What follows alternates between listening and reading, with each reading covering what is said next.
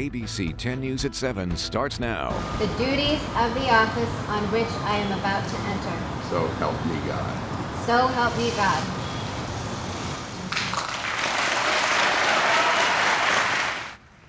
That was the newly confirmed Associate Justice Amy Coney Barrett less than an hour ago, taking the first of 2 oaths she needs to officially join the U.S. Supreme Court. Barrett was confirmed today on a mostly party line vote to succeed the late Ruth Bader Ginsburg. She is the first justice to be confirmed so close to an election. A judge declares independence not only from Congress and the President, but also from the private beliefs that might otherwise move her. The judicial oath captures the essence of the judicial duty. The rule of law must always control. The 48-year-old will solidify a 6-3 conservative majority on the High Court. The second oath will be administered tomorrow.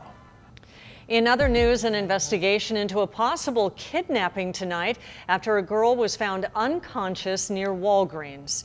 Good evening. I'm Kimberly Hunt. And I'm Steve Atkinson. ABC 10 News reporter Anthony Pura is live in Valencia Park with the very latest on this investigation. Anthony.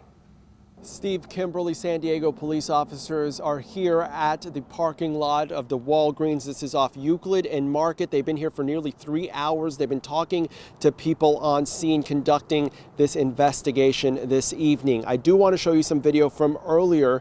Officers were seen loading up what looked like a young teen into an ambulance. How this started now, police say they responded to a kidnapping call. Police say a woman called them just after 4 p.m. saying her daughter was supposed to be at a friend's house, but somehow ended up with a man she didn't know.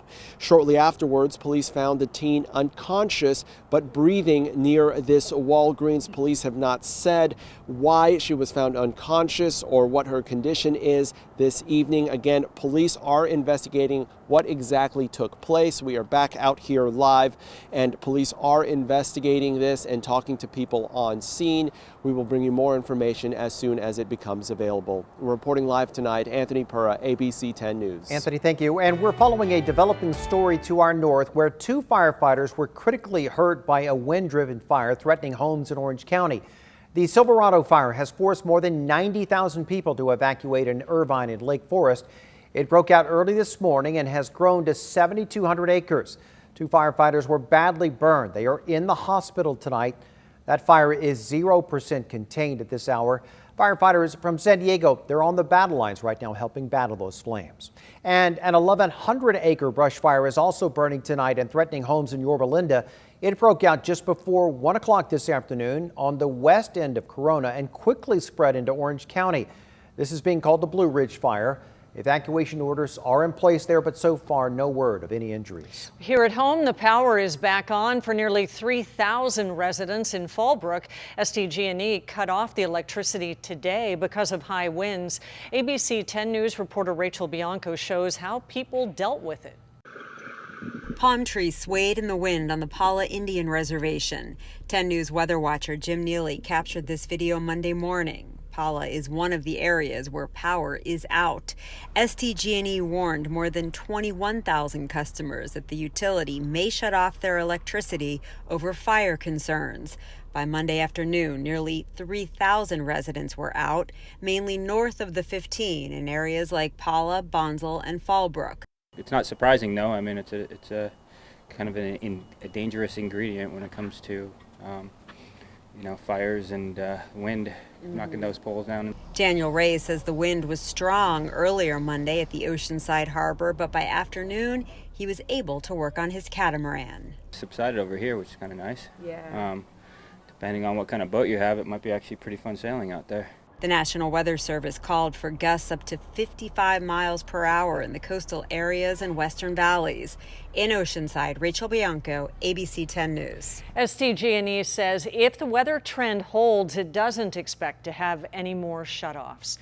And now let's check in with meteorologist Angelica Campos for a look at the conditions tonight. Angelica? Hi, Kimi. It's very windy, but thankfully the winds have subsided. Looking back at some of the wind reports to give you an idea of those areas that experienced some of the strongest winds over 40, 50 miles per hour, including Fallbrook, Mount Laguna, up to 40 in Julian, Borrego Springs, 46 miles per hour, and up to 31 miles per hour in Oceanside, creating a lot of concerns, of course, because of those strong winds. The conditions will become drier throughout the course of the week. We are still expecting Santa Ana conditions to remain in effect, and the winds are expected to get stronger as we go into tomorrow. So we're going to be watching for elevated fire danger. Strong winds are going to be picking back up tomorrow, especially in our mountains. I'll show you exactly what those winds are going to look like as the winds get stronger. And you can stay on top of the weather anytime, any place by downloading the 10 News app. A free version is available in the App Store. A man was able to get out safely after his motorhome ended up in Lindo Lake in Lakeside. A crowd gathered around 3:30 to watch crews work to get that RV out. In fact, they had to dig a trench around the motorhome. Then a tow truck hauled it out. The man had a dog in the motorhome at the time. It stayed inside the whole time but was not hurt. The man said he was just trying to park the RV by the lake when he accidentally hit the gas instead of the brake. And turning now to coronavirus, the local restaurant that made San Diego famous for fish tacos is now filing for bankruptcy.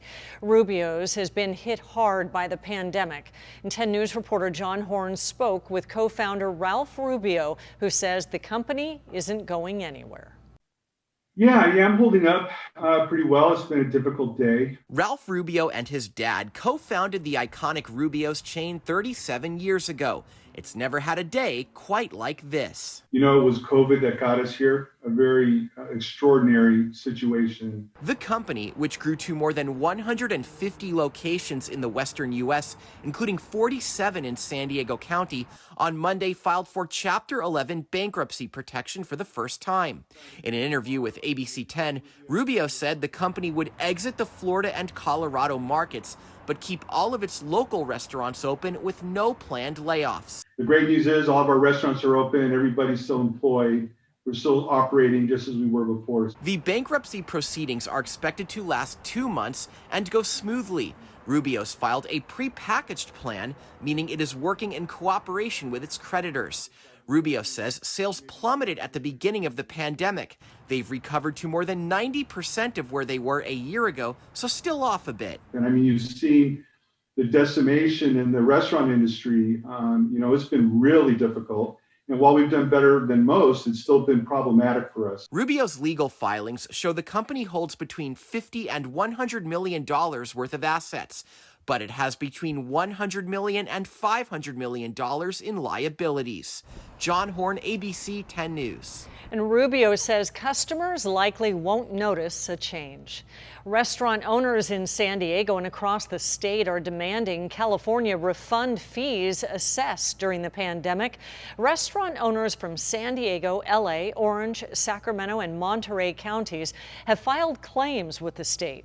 They say they should get their money back for liquor licenses, health permits, and tourism assessments paid to the state while their businesses were forced to be closed. The state has 45 days to respond. And here are the latest numbers. The county reported 358 new cases today. That brings our total to just under 55,000.